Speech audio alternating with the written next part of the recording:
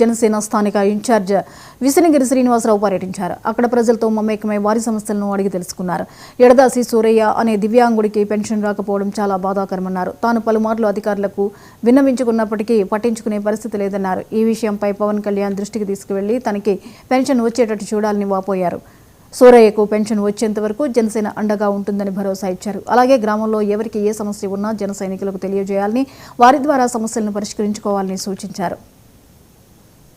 చీవులపల్లి పంచాయతీలో పెద్దనడిపిల్లో మీ పేరు ఎడదేసి సూరయ్య గారికి చెయ్యలేదు ఒరిజినల్గా, కానీ ఎంతవరకు పెన్షన్ రాకపోవడం మేము కూడా బాధపడుతున్నాం.